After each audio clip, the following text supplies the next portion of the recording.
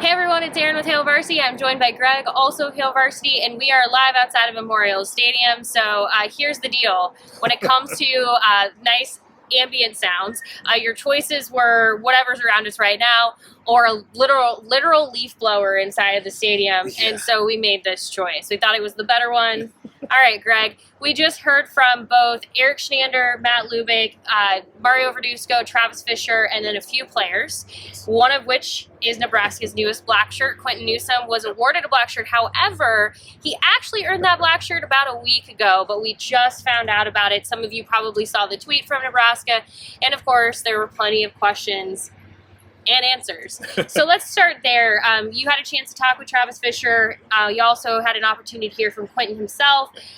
What was kind of your takeaway? Yeah, I think that the big thing to me was how impressive the work was that Quinten had to do in order to earn that black shirt, considering, if you remember, he was the only starter on the defense to not get a black shirt at the start of the season. So in talking to Travis Fisher about how Quinten reacted to that, I guess he was pretty honest and said, not well at first, but he did kind of turn it around. Wasn't a fan of it. Right, and figure out that he just had to work harder and figure it out.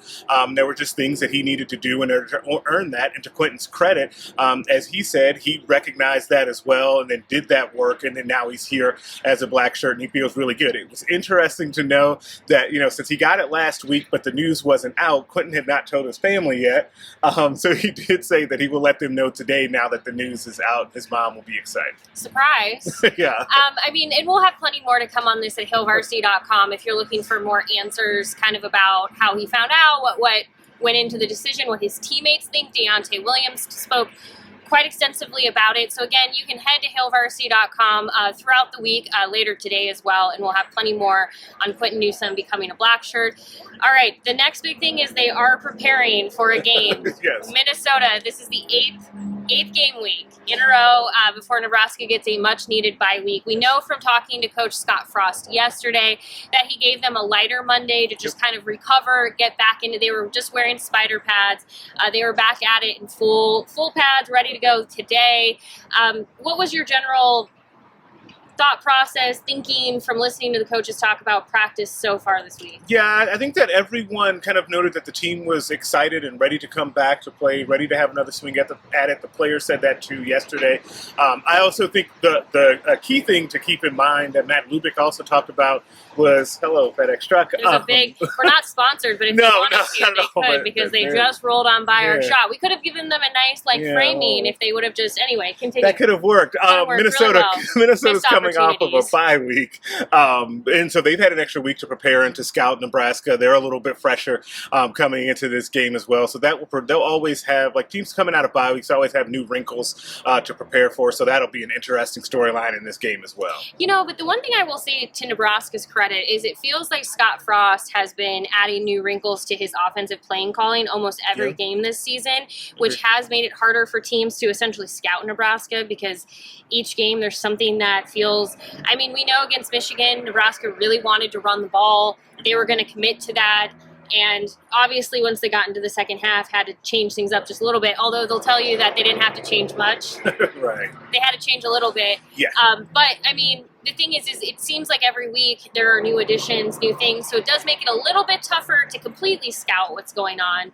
But Minnesota did get that bye week, did get the extra time, and that doesn't necessarily hurt a team that's coming to face Nebraska, who is on its 8th week of consecutive play. Yeah, that definitely, it'll be, to see if that ends up being a factor, and I think that Scott Frost is trying to avoid that by, like we said, giving them that lighter day yesterday. But the good thing about that for Nebraska is they know that their bye week is coming up on the other side of this. So you empty the tank one last time, as cliche as that sounds, and then you have your own bye week.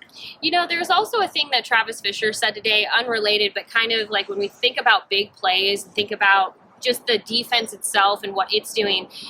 Previously in one of these videos when we heard from Travis Fisher, we told you that he did not want to talk about Cam Taylor-Britt, the special teams player. He was only willing to talk about him from a defensive player perspective. Today he gave a little bit more insight into Cam, the special teams player, mostly just saying, Cam goes really hard in practice. He wants to make the big plays. He makes big plays in practice. And so sometimes that's what you're seeing in a game is him almost forcing these big plays, these big moments, wanting the big thing to happen. Right. That game-changing play. Correct. And so that can obviously have an effect whether you're playing defense, special teams, it doesn't matter. If you're playing for that big play and not just playing your game, that can have an effect. And obviously, I mean, Cam had one of his probably the game that I think a lot of people were waiting for against Michigan.